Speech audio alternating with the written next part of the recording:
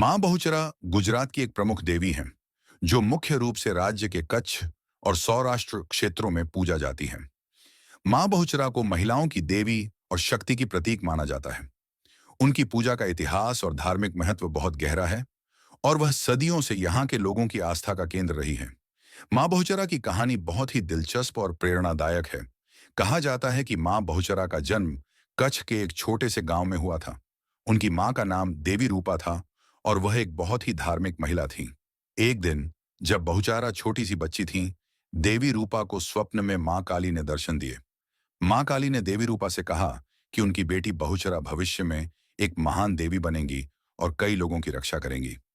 इसके बाद बहुचारा के बचपन के दिनों में कई असाधारण घटनाएं घटी। एक बार गांव में एक दैत्य ने आतंक मचाया था और गांव वाले बहुत भयभीत थे।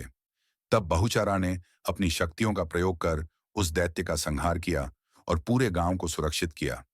इस घटना के बाद गांव वालों ने उन्हें एक देवी के रूप में पूजा और सम्मान दिया। मां बहुचरा की पूजा मुख्य रूप से महिलाओं द्वारा की जाती है, खासकर कच्छ और सौराष्ट्र में।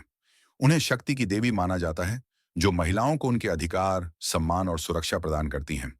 उनका रूप बहुत ही भव्य और दिव्य होता है, जिसमें उनके हाथों में शक्तिशाली हथियार होते हैं और उनका चेहरा आत्मविश्वास से भरा हुआ होता है।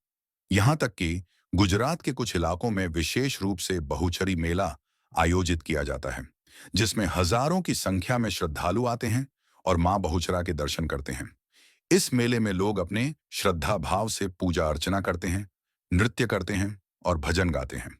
मां बहुचरा की कथा हमें यह सिखाती है कि शक्ति केवल शारीरिक रूप में नहीं होती, बल्कि यह आंतरिक आत्मविश्वास, साहस और समाज की सेवा में भी समाहित होती है। उनके जीवन से हमें यह प्रेरणा मिलती है कि हर व्यक्ति में शक्ति और सामर्थ्य छिपा होता है, जिसे हमें सही दिशा में प्रयोग करना चाहिए।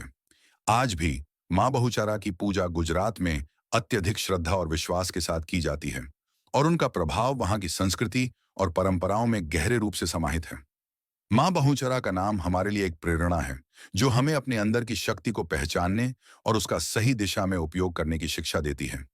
उनके जीवन और पूजा की कथा हर किसी को अपनी पहचान और आत्मसम्मान को बनाए रखने के लिए प्रेरित करती है।